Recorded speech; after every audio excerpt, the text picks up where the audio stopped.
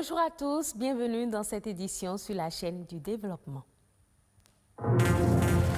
Ils sont de plus en plus menacés par les activités humaines et le changement climatique. Ce sont les oiseaux migrateurs. Il est important de mettre en place des stratégies pour leur sauvegarde. On parlera également des pelles de hanche qui révèlent la personnalité de la femme. Certains estiment que l'usage de ces attraits dits de beauté est d'une grande importance, mais d'autres se disent indifférents à leur vie. Nous irons ensuite au Sénégal où la douane a saisi une importante quantité de médicaments contrefaits estimés à plus d'1,5 milliard de francs CFA. Les produits ont été dissimulés dans un camion frigorifique. Ce 14 mai, la communauté internationale sensibilise la population à la maladie cœlique, une maladie chronique qui se déclenche par la consommation de gluten chez une personne génétiquement prédisposée. Elle détruit la paroi de l'intestin grêle. Pour la guérir, une seule solution s'impose, le régime sans gluten à vie. À l'origine de cette journée, une date unique était retenue, le 16 mai, fête de la Sainte-Honorée, le patron des boulangers. Cette année, la sensibilisation s'étend sur 3 jours à partir de ce 14 mai au lieu d'une journée et l'accent est mis sur les aliments sans gluten.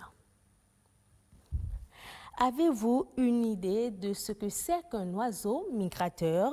Comme un migrant, c'est un oiseau qui voyage en fonction des saisons d'une zone de reproduction vers une zone d'hivernage et aussi pour changer d'habitat et pouvoir s'alimenter. Mais lors de leur long voyage, ils sont souvent confrontés de plus en plus à des menaces. Daouda Aliou, spécialiste des questions liées aux zones humides, nous en parle. Nous avons la griffette noire, le milan noir, et les hérons, poupées, cendrées. Il y a plusieurs sortes d'oiseaux qui migrent. Maintenant, il faut voir en fonction des écosystèmes. Est-ce que ce sont des oiseaux d'eau? Est-ce que ce sont des oiseaux qui affectent les zones forestières et autres? Donc il y a ça, mais ce que nous suivons surtout sont les oiseaux d'eau migrateurs, notamment dans le Kora, Afrique, Eurasie. Les menaces sont assez nombreuses. Il y a les actions dues à l'homme, qui est sur les zones où les oiseaux ont l'habitude de venir chercher à manger. Si vous prenez par exemple le cas du sud du lac Moké aujourd'hui, c'est une zone qui en temps n'était pas occupée par les hommes. Mais aujourd'hui, on a un développement démographique important qui fait que là, l'espace que les oiseaux affrichonnent pour trouver à manger, cet espace-là est occupé par les hommes. Maintenant, si vous prenez le cas de la lagune côtière, aujourd'hui on est en train de couper la mangrove. Ça veut dire qu'on est en train de détruire les espaces où les oiseaux, quand ils finissent de manger dans les eaux, vont se reposer, ou bien vont faire leur nid et autres. Et il y a donc cette pression démographique qui influence ces écosystèmes-là qui ne sont pas favorables aux oiseaux. D'où la nécessité de trouver des approches de solutions pour que ces écosystèmes soient maintenus, pour faciliter la conservation de ces oiseaux d'eau-là et leur permettre d'accomplir leur cycle de manière optimale. Nous avons une diminution de près de 50%. Si je peux vous donner par exemple le camp de lac Moké seul, où on avait fait le dénombrement il y a 20 ans en arrière, on tournait autour de 20 000 individus. Mais aujourd'hui, le dernier dénombrement que nous avons eu à faire en 2019, nous sommes revenus à moins de 10 000 individus de différentes espèces. Maintenant, ce que nous devons faire, c'est de voir quels sont les types d'espèces qui ont baissé en effectif et pourquoi. Donc il y a toutes ces questions-là qui font qu'aujourd'hui, les spécialistes des oiseaux sont en train de suivre ces différents phénomènes-là pour voir à quoi est dû. Est-ce que c'est seulement la pression de l'homme sur l'écosystème ou bien il y a d'autres paramètres qui influencent l'effectif des populations? Dans la culture africaine, les perles portées à la hanche constituent un outil de séduction qui trace la silhouette de la femme.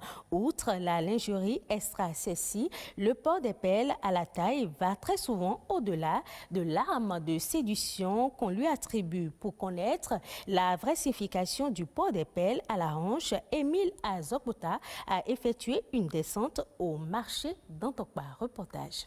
Les perles, objet de séduction qui dessine le corps de la femme africaine. Son usage à la hanche est un appât pour séduire les hommes. Pour ses atouts naturels incontestables, nombreuses femmes africaines optent pour le port des perles de hanche. Un attirail qui a traversé les âges, mais n'a rien perdu de son charme. Les femmes doivent porter les pelles parce que pourquoi?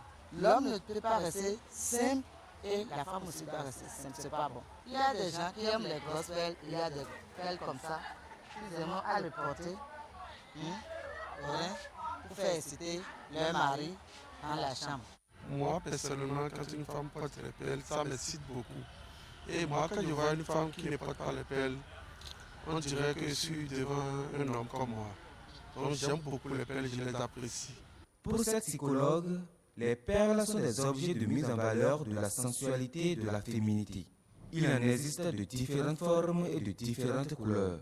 Lorsque une femme, en fonction de sa personnalité, choisira tel type de pelle, telle couleur de pelle et décidera aussi de changer en fonction de ses humeurs, de ses affects, tout cela est imbriqué. Et d'après nos études, encore, nous avons compris que les pelles les plus prisées sont les pelles appelées dans notre dialecte djennana.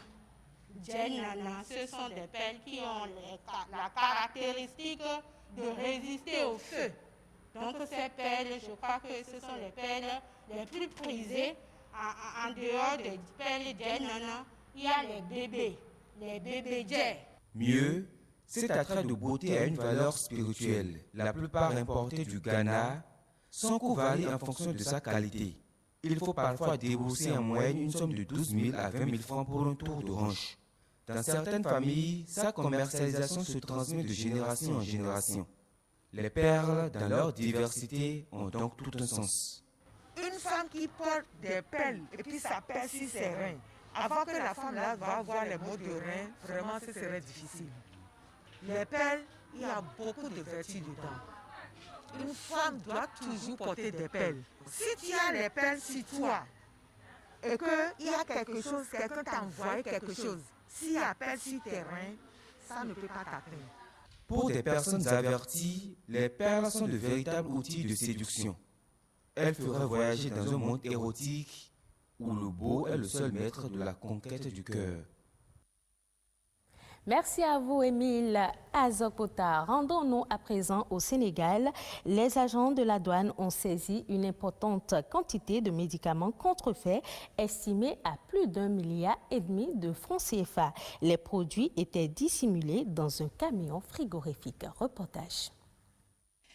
Fait inédit, c'est une importante quantité de faux médicaments qui est saisie par la douane région centre, constituant entre autres d'antidouleurs, de corticoïdes, de sérums antitétaniques, de stimulants d'appétit. La valeur marchande est estimée à plus de 1,560 milliard de nos francs. Pire encore, dans cette saisie, 649 kg de morphine. Les pharmaciens choqués tirent la sonnette d'alarme. Le travail abattu par la douane est magnifié par ces professionnels de la santé. La douane est en train de faire un excellent travail et par ma voix, c'est toute la profession pharmaceutique, mais également c'est toute la population qui vous remercie. Parce que ce que vous êtes en train de faire, vous le faites non pas, c'est pas pour les pharmaciens, mais c'est pour la santé publique et pour la population. Le phénomène depuis un certain temps prend des proportions inquiétantes. Les associations des consommateurs alertent la santé publique est menacée. Les mesures prises doivent être renforcées. Vu l'importance qualité par la douane centrale de Kaolack et de Caraïbes, vraiment j'ai peur pour cette population. J'ai peur pour cette jeunesse. Le modus operandi des malfaiteurs est mis à nu par les agents du bureau de Cœur Aïb. Tout est parti d'un simple contrôle de routine. Vous avez vu tout à l'heure quand le chef de la brigade présentait deux saisies qui ont été opérées. Celle qui nous a le plus valu cette communication, c'est celle des médicaments. Mais il y a aussi de l'huile qui a été cachée dans des camions frigorifiques pour lesquels sur la partie visible, ils ont mis du poisson frais. Donc ces produits sont cachés dans des camions frigorifiques et couverts de poissons. Je vais transmettre au directeur régional d'abord et à toutes ces unités les messages de félicitations du directeur général du douane. Parce que rien que pour cette semaine, la brigade commerciale de Caraïbes, cette brigade-ci, a donc donné 3 résultats très, très satisfaisants. Keur Aïb partage plus de 40 km de frontières avec la Gambie. Les deux États se sont engagés à mutualiser leurs efforts pour traquer les délinquants. L'objectif aujourd'hui de l'État du Sénégal, c'est de créer ce qu'on appelle un poste de contrôle juxtaposé.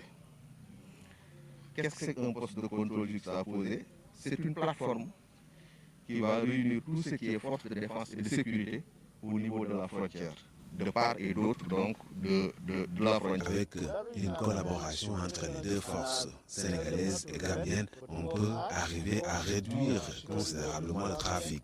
C'est pourquoi j'encourage nos deux autorités. Le conducteur du camion frigorifique a pris la poudre d'escampette. Une enquête est ouverte. À noter qu'il y a quelques jours, ces soldats de l'économie ont mis la main sur plus de 2 tonnes de chanvre indien, 2276 faux billets de 100 € et 89 billets de 200 €, soit plus de 160 millions de nos francs. L'appel est lancé aux populations pour plus de collaboration afin de mettre fin à ce trafic. Les autres informations au plan international, c'est dans Eco Inter, une compilation qui porte la signature de Ulvaïs Balogun.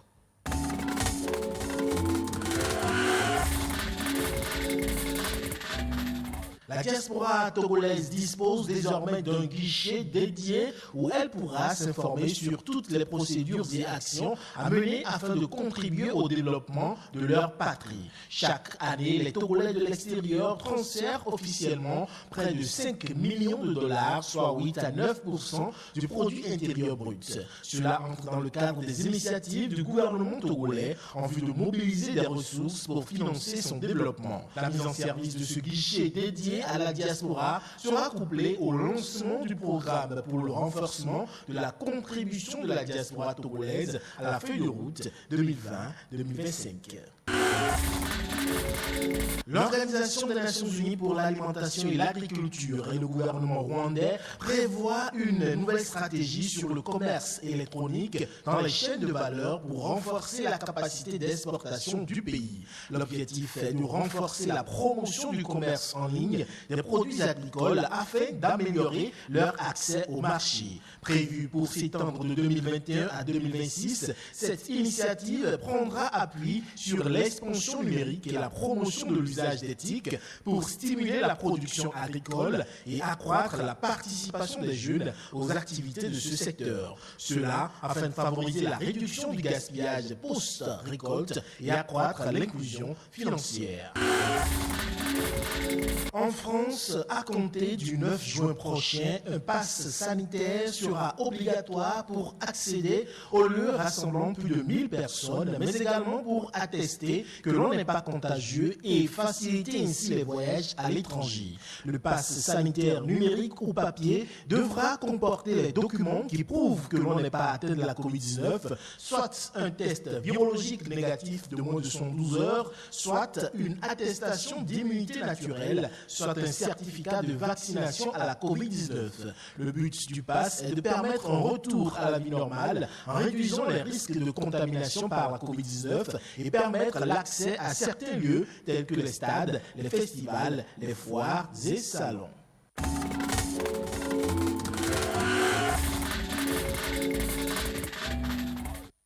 Ce sera tout pour cette édition. Merci de l'avoir suivi. Retrouvez ce journal sur le site de l'ORTB, www.ortb.bj.